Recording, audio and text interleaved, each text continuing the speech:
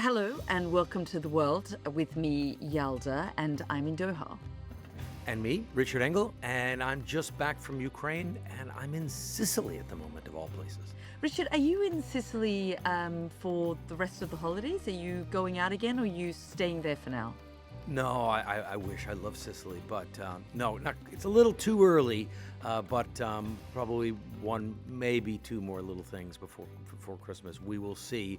But I'm here for now, and great to catch up. So much to talk about. And Yalda, you've got to tell us about this deepfake incident that happened to you. I saw it. It was very convincing and very disturbing. Yeah, absolutely, Richard. As you say, so crazy. And I guess gives us a window into what's to come. I know that AI freaks you out and that whole world. But this really was confronting because this is what awaits us as journalists, policymakers, world leaders. What can happen to, I guess, ordinary people that someone can fake something and people start to believe that it's real. It's getting better and smarter. So I'm going to tell you exactly what happened to me with that. But I also am here at the annual Doha Forum. We were here together last year, Richard, and of course, again, thinkers are here, policymakers. I also did an interview with Donald Trump Jr., the president's son, and he made some news, broke some news around Ukraine. He didn't mince his words. He was quite bullish. So I'm going to talk to you about that as well, because of course you've just come back. I'm keen to hear your thoughts.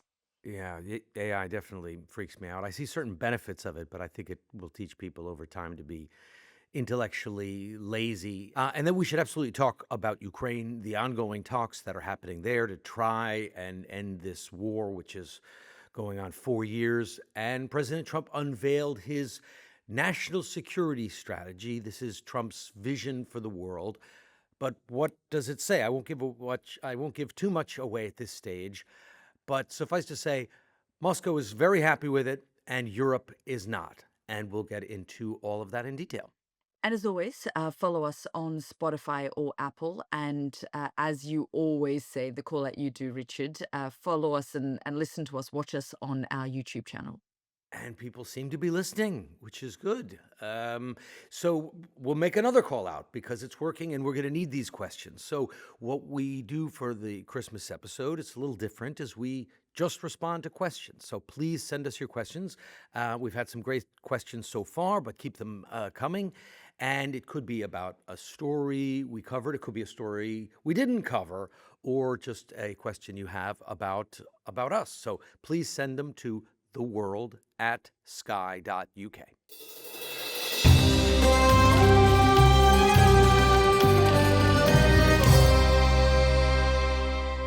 So, Richard, you know me pretty well. You know my voice pretty well, and I hope our listeners know my voice well by now. But I just want you to listen to this.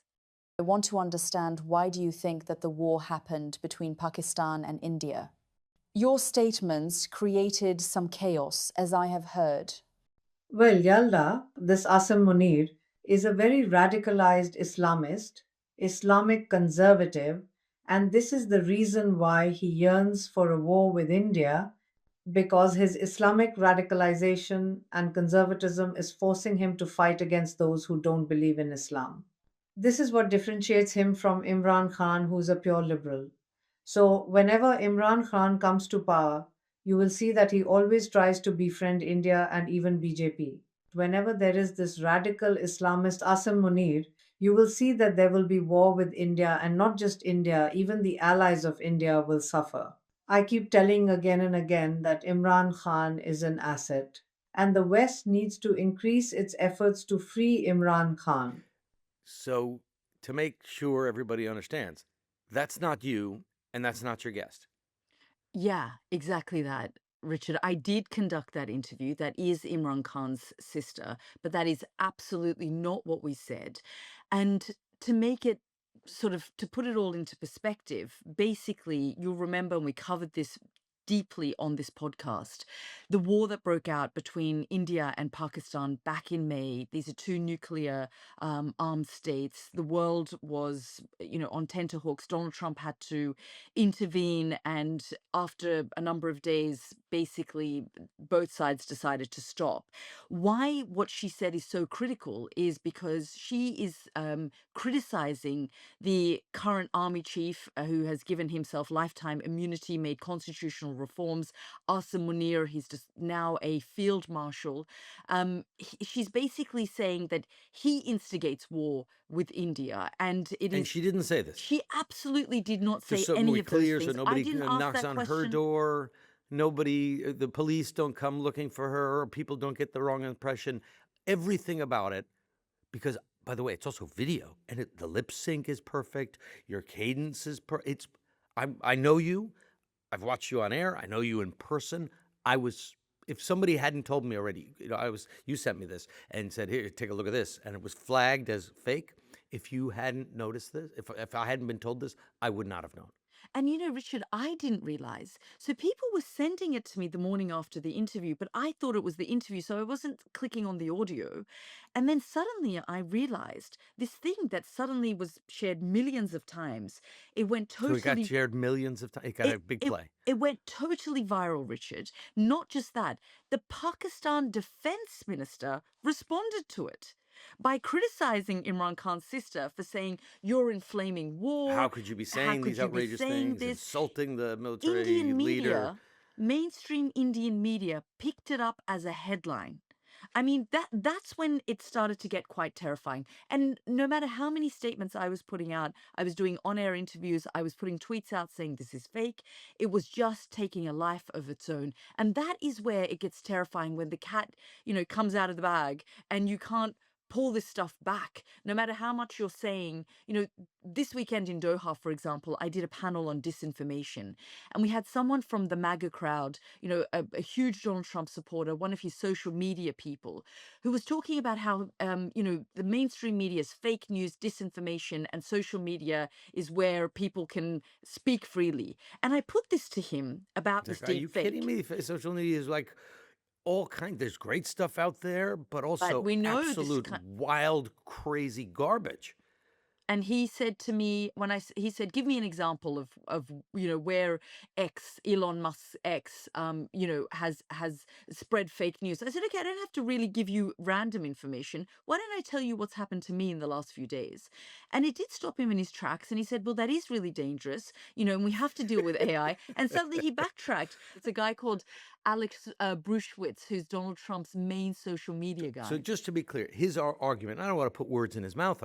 We didn't hear the whole context. So last thing I want to do, but his basic argument, as you're saying, is that mainstream media, Sky, BBC, NBC, New York Times, etc., traditional media outlets, that they have so much of a bias that they can't be trusted or shouldn't be trusted, which is sort of the driving line there, but that the wild freewheeling discourse of social media is better. So if you should really look there to find your knowledge and help not guide you through the world and on this journey on Earth that we all get for, I don't know, a few Essentially, he decades. was saying that the elites control the mainstream media, therefore they control the narrative. Whereas on social media, you get more voices, Ah, more the freedom to elites, express.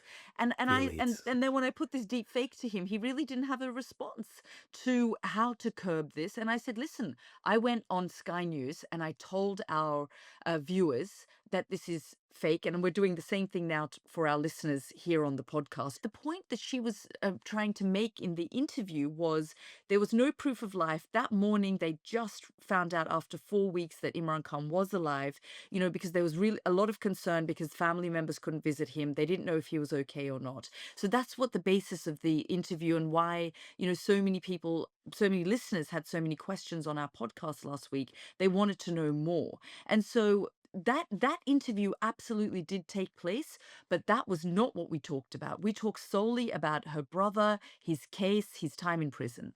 What worries me most about this AI trend that we're seeing in the media is that I think it's going to rot our brains. I think it's literally going to rot our brains. And I think it's going to lead to a total homogenization of news. It's going to lead to a homogenization of information because everyone is looking effectively to the same source. So either, if it's ChatGPT or whichever is your AI bot, and you're asking it for answers, and it's going to give you an answer. So we've created some sort of digital god that spits out all the answers, and people like answers, especially if they seem convincing. They type in and they'll get an answer. And over time, all those answers are going to be similar. And look at the thing that they're learning from. AI is learning from the internet. Have you ever looked out there? This is its teacher? All the porn and all the lies and all the aggression and sort of really violent videos of people just sort of going up and punching other people. Like, that's the teacher? I would demand a substitute. We're living in a world where we've heard for so long, for the last 7 to 10 years, about worries around deepfakes, AI, and now we're in a situation where, frankly, if our children did go onto the internet and put, our names in, they would find maybe fake material out there based on what we've just seen.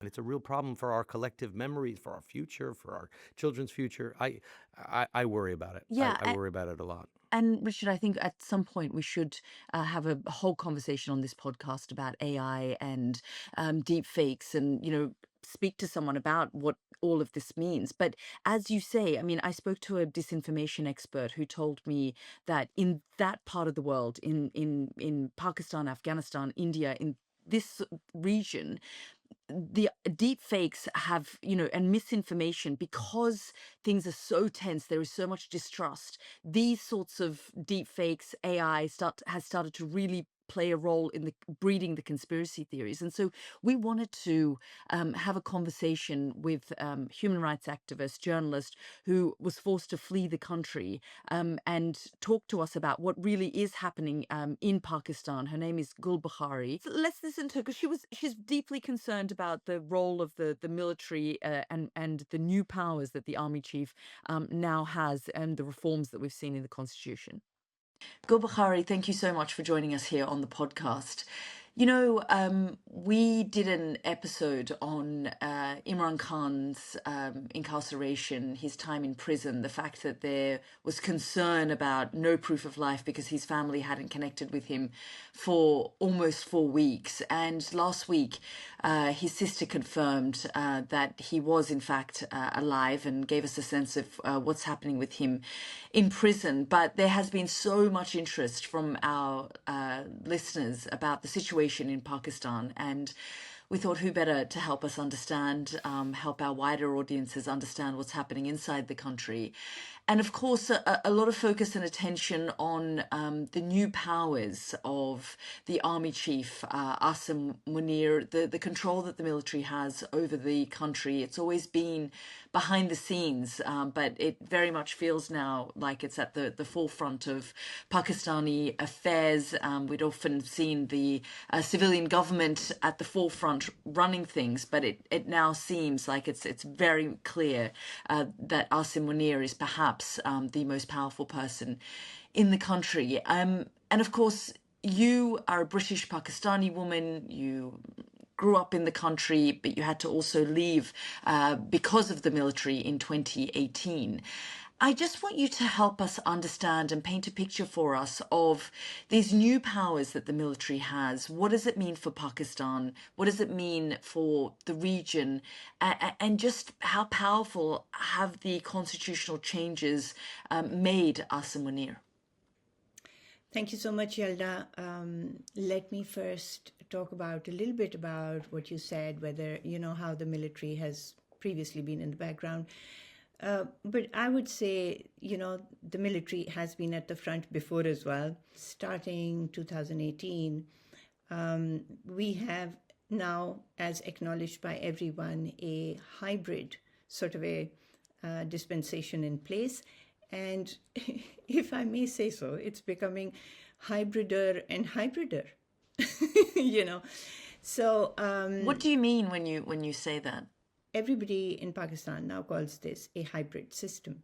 It is neither just the military nor just a civilian government, a democratically elected government. In 2013, Pakistan saw the first ever transition of power from one civil government to the next, which was peaceful, which was without military meddling, without anything. And The at first that time in time, its history since the partition first in time in its 1947. history, because the parties had begun to mature, they had begun to respect each other's mandates, even if they didn't fully accept it or said, oh, there's been rigging here or there, but there was that maturity. And I remember that back then I put on my military boots or hat and said, this won't go on. If I were the generals, I'm going to put an end to this, because the stronger democracy grows, the deeper it sets its roots, the smaller and smaller the political role of the military gets. In 2018, I was there in that election, and my God. I mean, I was abducted right ahead of the election, because people like myself were shattering the narratives being built. There was such a clampdown on media. I mean, Imran Khan had, for example, become known as Mr. U-turn Khan. And I remember there was an accident, and a friend of mine, a reporter, was reporting live from the spot, where a truck had overturned because it was making a U-turn. And he was told, you can't use that word. Find another way to report that the truck has overturned. It was overloaded, it made a U-turn, and we were not allowed to use the word engineering or rigging, or people were made to get up and leave the studios during live election coverage. If they were critical of him in any way. If they were critical of him or of what they could see happening, not just of him, he was only the face of the problem. The problem was what the military was doing by itself. And of course, one of the retired ISI generals has, a few years ago, 2 or 3 years ago, his name was Zahirul Islam, he went on record as having said, we'd had enough of these two political parties, and we decided we're going to do something great for the country and try someone new. So, so there we are. And what we have now with this latest amendment, as you mentioned, to fast forward, I think it's done two main things. And one part of it, which you haven't mentioned, but of course I know that you're aware of it, is to do with the judiciary, which is also extremely important. And it's even more important to understand why that has happened and what might have been done better. Because the judiciary too was actually a problem. The fact that Pakistan, people say the military is too powerful, it's got the barrel of the gun, everybody else is at the... But the fact is that the military has not actually ever come into power in a bloody coup. It's never actually used its gun. Well, it's just sort the of, judiciary. as you say, worked parallel in this kind of hybrid format. It hasn't needed to. It hasn't needed to, exactly because, well, it's not an easy thing to open fire on your own people, yes, on a massive scale and very openly. But the real thing is that there have been obviously always people to facilitate their engineering, yes.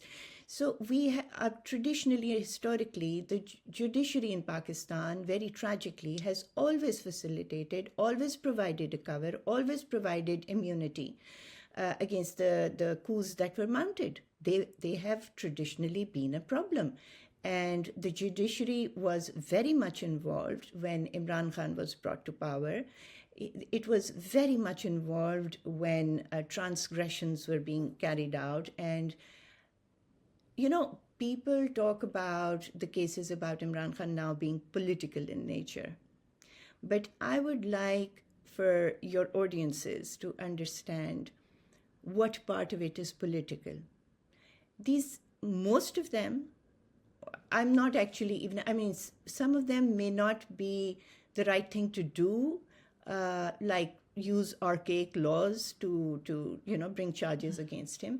But the fact is that there are archaic laws on the books, and Imran Khan has broken them.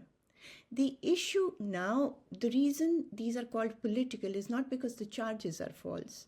It's because had he been in favor, he would have continued to have immunity and not been sort of prosecuted. I just want to bring you to this moment and now these kind of the constitutional reforms that we're seeing that have given Asim Munir the status of field marshal, have given him lifetime immunity, him and a handful of others. How dangerous is this moment for Pakistan, given its history, given what you've described, and how Pakistan has gotten to this moment where it feels like it is perhaps furthest away from democracy or a democratic process? You talked about, in the 2000s, how things started to shift and the party started to mature and the country felt like it was on a path towards a more democratic system. But do you feel that's now been derailed as a result? I think it has been derailed, definitely. I think the derailment happened when the military actually, in sort of so many words, said, yes, we have been meddling and we've seen the error of our ways and we are now going to be neutral. And Imran, obviously, I don't know if you're aware of it, he flayed them, he did all these rallies and said, what do they mean by neutral? Animals are neutral. People cannot be neutral. My guard is supposed to guard me and not stay neutral if there are dacoits coming in and stuff like that. And he dragged it back in, I feel. The other people who I hold responsible for this are the other politicians, the other parties, because I do believe that Mia Nawaz Sharif said, this was your gift to the nation, you deal with it. And he was pulling them in, and Mia Nawaz Sharif was not taking on, the task of handling his or one of his opponents or whatever. And I think that was a fatal mistake. And they're back in with a vengeance, and they're stronger than ever, the military. And then it's the 27th Amendment. I mean, when you say dangerous, yes, it sounds extremely, it is frightening. Why? It's unprecedented. Why would an army chief need lifetime immunity? What for? And from whom? And as I understand it, I think he's not even going to be accountable to his own institution. I think this rule change, on the one hand, while it sounds very dangerous, may not be enough to protect anybody when things actually change. I mean, who could have thought that, in Pakistan, you could not even name military generals or, in certain ways. And believe me, when I mentioned to you the period of post-2008, saying that democracy was strengthening, etc., with each passing event, the military had been losing its power somewhat. That was the period when, for the first time, the army chief and the ISI chief were actually summoned into parliament to explain what had happened after Osama bin Laden's raid. And then, for the first time ever, a military dictator was given a death sentence. At least a sentence was passed, even if it wasn't carried out. So laws on the books, yeah. I guess, are you also saying that civilian leaders have used the military when they've wanted and needed throughout the course of Pakistan's history, and that's what we've seen played out here as well? It would be more fair to say that, for me, that's my perspective, the military has used civilians, be it in the media, be it in the politics, be it in the judiciary, or anywhere. Really, it is ultimately the power broker that uses people. And I think if these so if these people stop providing that support and help, they it can come out of the quagmire. Do you believe that this period too will pass, and perhaps Imran Khan will either be he'll cut a deal and he'll have to leave the country, like we have seen other prime ministers do? What is your prediction for how this period will end? I think it is entirely possible, and I would not say none of this is possible, but it doesn't look probable to me. And that is simply because we saw that when other prime ministers cut deals, they left the country. They could be relied upon to a large extent to do as they'd said. But I think with Imran Khan, he's far more unpredictable. And that's why I don't think it's very likely in the very near future. If we see a change in the way he's dealing with the army, or the things he's saying or tweeting or whatever it is, or how his party is behaving, then that might indicate in the future that it can change suddenly. But right now, there seems to be no sign for that. Thank you for that. And again, it's so much nicer. Isn't it more empowering to know something is real and to ingest it? And to imagine if you took a medicine and you don't know if it's real or not, you'd stop taking it. Really bad things can happen when you have no sort of solid ground to stand on. We can discuss that more. After the break, we'll come back. We'll talk more about the Doha Forum and the experiences that I just had recently in Ukraine.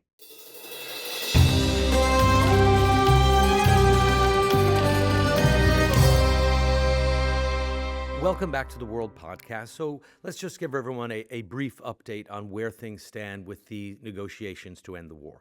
The U.S., President Trump has proposed this peace plan. It's still very vague. It started out as a 28-point plan, and now it's roughly a 20-point plan. The drafts are being kept secret, but we know that the first draft was very, very much in favor of Vladimir Putin, because that draft was leaked. We read it. Nobody denied that that draft was what it was. It was leaked to multiple outlets. I think it was leaked on purpose because it was so Russia-friendly, demanded so many concessions from Ukraine. I think they were trying to soften the blow. The reaction among Ukrainians was shock and horror because the peace plan basically said you have to give up all your land and more land, and you get nothing in return, and the war ends, and you're just going to have to live with it. Goodbye. Have a nice day. Oh, and your security guarantees that so that Russia doesn't invade again are vague, and we'll address them at a case-by-case basis if it's necessary. That was the basic gist of the first plan. Then we had these two meetings in Geneva, and then another meeting in Florida, and there's been yet another phone call between Zelensky and U.S. officials.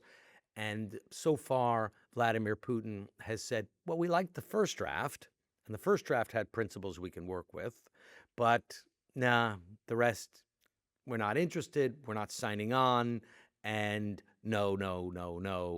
And it seems at this stage that President Trump is pretty annoyed. And guess who he's annoyed with? Of course, Zelensky. Yeah, of course he's annoyed with Zelensky, because Zelensky's being unappreciative again, and he's not accepting the deal, and he's slowing things down. And when I was just in Ukraine right now, there's complex feelings. People want a deal, and they want to end the war, but they also don't want total capitulation and surrender, and not as a matter of pride. They think if we just give Putin everything he wants, then he's just going to take more. And if there are no security guarantees, then he's definitely going to take more. I spoke to soldiers, I spoke to people on the street, we spoke to government officials. I've been to Ukraine many, many times over the last 3 years. And generally, the people that I was speaking to are saying a bad deal is worse than no deal. We want a deal, but a bad deal is just going to set us up for failures. So, Richard, we've seen, Zelensky being the Ukrainians being lambasted throughout the year. Donald Trump has accused Zelensky of starting the war and being ungrateful, as you say, and the blow up that we saw at the White House, which was totally predictable. And then, accusations of taking away military support and intelligence and concerns about, basically telling the Europeans they need to step up. They're not doing enough. And now this peace plan has emerged. Just wrap up for us, how Ukrainians as a whole you've been back and forth and we've both been in and out of the country, but you've just come out, how they are taking all of this, because it is a roller coaster ride. They came out of the Biden administration being hailed heroes. But what Ukrainians are dealing with today is massive accusations of corruption against their government and the Zelensky inner circle. And there was always this kind of belief over the course of the last few years that, look, it's a wartime situation, it's martial law, we're not going to hold elections, we've got to throw our support behind Zelensky. But what we're finding now is huge accusations of corruption. His right hand man, Zelensky's right hand man, has been forced to resign. Their homes have been raided. This is coming closer and closer into Zelensky's deep inner circle now. Are Ukrainians, A, feeling let down by their own government and angry, the way that, frankly, Afghans did towards the end of the withdrawal from Afghanistan? And B, are they terrified that somehow they're going to be thrown under the bus again? A deal is going to be cut with the Russians. Do they think the Europeans are going to step in and give them the support they need to take this conflict to the next phase and have some kind of upper hand? Because right now, it doesn't feel like that for the Ukrainians. So I don't think Ukrainians are as angry with Zelensky as Afghans were at the end. Afghans, as we both saw, decided that their own government was so corrupt, so useless that it wasn't worth fighting for, and they just sort of watched the Taliban come in. Also, the previous Afghan government got on a plane and escaped. Zelensky did just the opposite. He stayed in Ukraine and he's been in Ukraine and he's giving messages every night of support and solidarity for the people. So I wouldn't say his popularity is at some sort of terrible low right now, but he has this major corruption scandal within his inner circle. Zelensky was an actor, right? He was a comedian. And ironically, he played a president on TV. And he came from that world of entertainment. And when he became president, a lot of the people from his entertainment background stayed with him and stayed in his inner circle. And a couple of them, one in particular, his right-hand man, as you say, was a very powerful individual in Ukraine, was seen as the second most powerful person in the country, operating often in the shadows, that he had a network of people who were loyal to him, and was corrupt, and now is being investigated officially for corruption. That's why the anti-corruption authorities raided his house, and when they raided his house, he resigned as chief negotiator. So it's a blow. It's a blow right next to Zelensky. The sword didn't sort of cut his skin, but when you raid the house of your chief of staff and your longtime aide, who's considered a powerful person in the country, who's been with you since you were an actor, that's frightening, and that's not good for Zelensky. So politically, he's very weak. It's a blow to someone who used to be considered untouchable, and now the knives are starting to come out, and they're getting a little bit Well, of certainly they're the doing a little Trump damage. administration lot, basically trying to highlight it. I spoke to Don Jr., Donald Trump's son, here at the Doha Forum. We were here together last year, and as you said, I mean, the global elites gather here in Doha, several thousand people to talk about global issues. And I had Don Jr. on stage with me. And when we talked about great power competition, rivalry with China, the family's personal and private investments, his dad's foreign policy, what he described as achievements, ending multiple wars. And he talked about Gaza as well, because of course that's critical here for the Qataris. When it came to Ukraine, He was bullish. He was animated. He became aggressive. I asked him if Donald Trump, and the Trump administration were And going not to. in favor of Ukraine, not Not at bullish. We all. got to go defend Ukraine and make sure that sort of totalitarianism doesn't spread, and that the Russian Not at all. Empire, Soviet Empire, or the Putin Empire, that Russian force doesn't head west. That was not his philosophy. Absolutely not. I mean, we talk there about the corruption scandal that's engulfed the Zelensky administration, but that was his main talking point.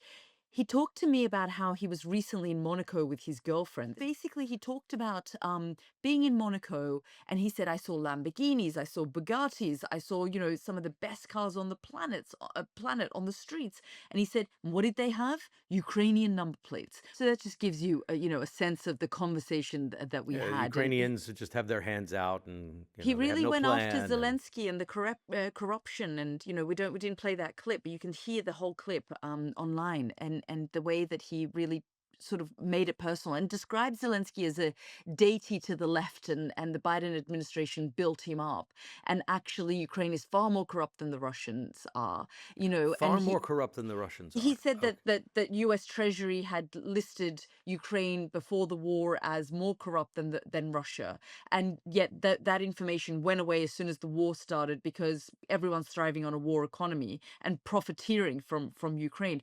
That gives you a window, Richard, into It's so how this insulting. Let me just, administration. having spent so much time in Ukraine. Now, I'm not saying that every Ukrainian is perfect, that there's been no corruption. There's so much money that has been flowing in Ukraine.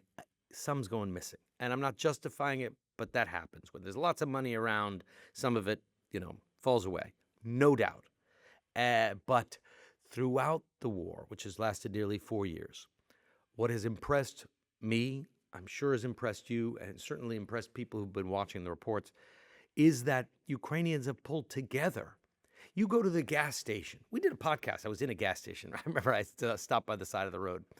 Everything is about supporting the war. You can, when you fill up your tank, you can get a slightly more expensive gas, and it goes to funding the war. People are donating their time. They're building drones. I went to a drone secret underground lab, and people in there some of them were just kind of regular civilians. A couple of guys worked in a restaurant. One was a chef, but they've trained themselves now to be electrical engineers, and they were with soldering irons. They were modifying drones using 3D printers to print their own drones, working in extraordinarily dangerous situations. So to say that they're just sitting around, collecting money, sending their Bugattis to Monaco to get an extra wax job or whatever he was saying, is just an absolute misrepresentation of the mood, of the culture, and of the fighting spirit that this country has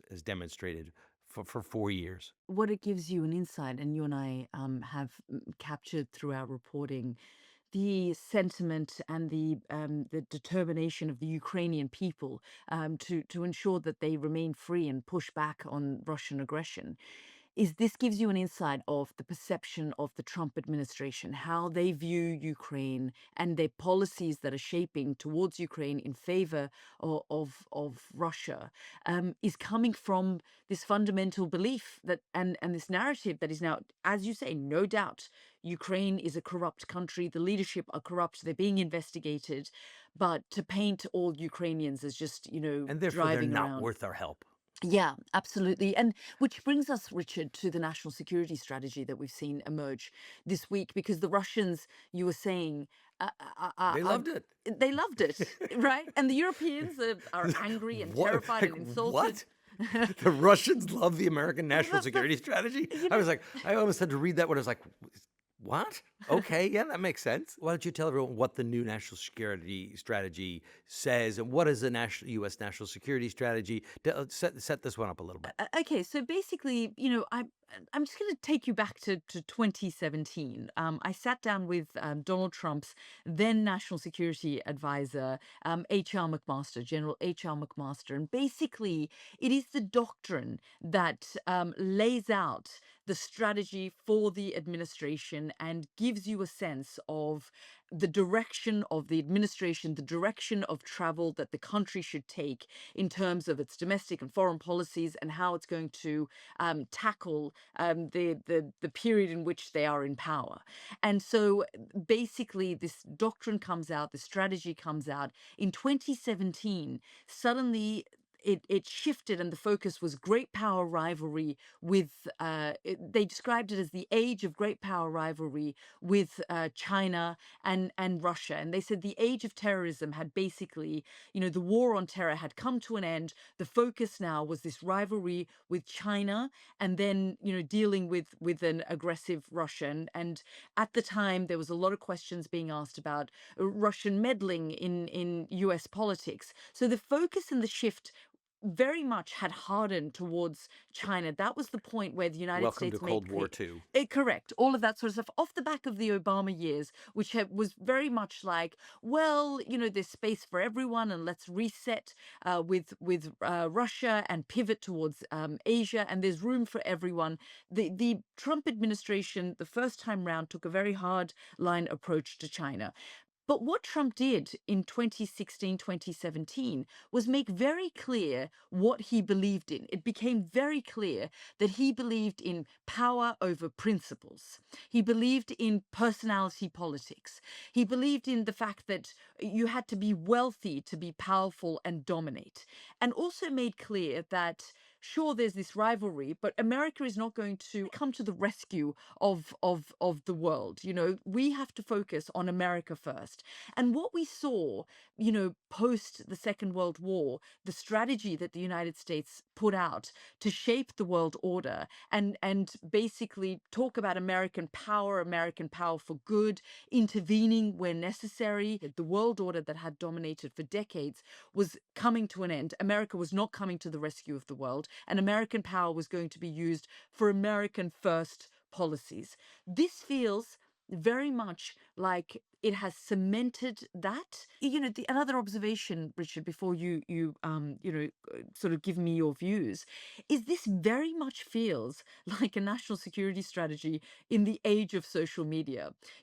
I just talked there about the Second World War and how that was about shaping the world for decades and shaping alliances with European partners, with Asian partners to project American power on the world.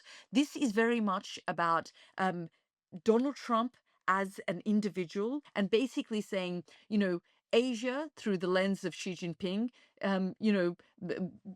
Russia, Ukraine, and part of Europe through the lens of Vladimir Putin, Turkey through the lens of Erdogan, India and the subcontinent through the lens of Modi. He's basically saying individuals are going to drive the policies in these places, which more or less empowers him and a national security strategy in the age of social media. Did you ever see the movie Jerry Maguire? Yeah, of course, With classic. it's a classic, right? Tom Cruise. And the basic premise of the movie is he's a sports agent and he works for this kind of cutthroat, somewhat sleazy sports agency where it's just about the money. And he grows disillusioned and he writes this manifesto, right? And the U.S. national security strategy, in my opinion, has always been like that Jerry Maguire manifesto. It's a set of principles. These are our priorities this year. This is what we want to do as a nation. And this year, it was about Europe, and it was about how Europe is losing its way and is no longer European because it's taking in all these immigrants and it's basically falling apart, and that we should support those who don't like this trend. But for the U.S. to say, okay, this is our national security. Europe is falling apart, and Russia basically has it right. Was very new, and it caught a lot of people's attention. And Russia liked it, Europe hated it. Yeah, but just to kind of wrap up, basically, it doesn't feel though like there is a plan. We heard Don Jr. there talking about Europeans not having a plan for Ukraine. It doesn't feel within the strategy. Okay, so you've highlighted these issues and these concerns. Exactly what have you laid out? You've sort of just talked about, power, the use of power, wealth, power over principles, fragmenting these alliances that have existed for decades since the Second World War, and even before that. Um, what is the plan now? And it just doesn't feel, and that's why I describe it as the national security strategy in the age of social media, because it does feel chaotic and confusing, and within that it feels like Donald Trump will just thrive. I'm just going to read you a part of the national security strategy. It says, "We want to support our allies in preserving the freedom and security of Europe while restoring Europe's civilization, self-confidence, and Western identity. The larger issues facing Europe include activities of the European Union and other transnational bodies that undermine political liberty and sovereignty, migration policies that are transforming the continent, creating strife, censorship of free speech and suppression of political opposition, cratering birth rates, and loss of national identities and self-confidence." So, just that part of the national security strategy focused on Europe, which, as you say, has angered and incensed many Europeans. But we'll have to keep a really close eye on how the administration actually does try and influence politics in Europe as well. Before we go look at the last names of the top people in science and technology in the United States, one. And the United States is a country of immigrants. We're all immigrants. People came for economic opportunities, but also because they were unpopular and unwanted and felt constrained in the homeland where they came from. So everybody's an immigrant. Yeah. So now, no, immigrants are no good. They have no value. Pick up one of these lists of the world's 500 of the 500 richest Americans, or the 500 most influential Americans. Just take a look at that list, and I think it tells a different story. It tells everything. Richard, so good as always to see you. I know that you'll be traveling again before Christmas, and I look forward to catching up next week. I do too. And a final call out for the questions for our Christmas Q&A. We really want to hear from you, so please write to us and surprise us. Ask something fun. I mean, why not? What do we have to lose? We look forward to hearing from you, and you can write to us at theworld@sky.uk. Till next time.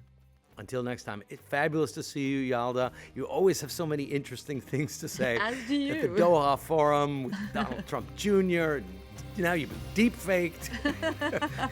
We have always fun great to each week. talk to you. Really good to talk to you, Richard. Thanks so much. See you soon. See you soon. Bye.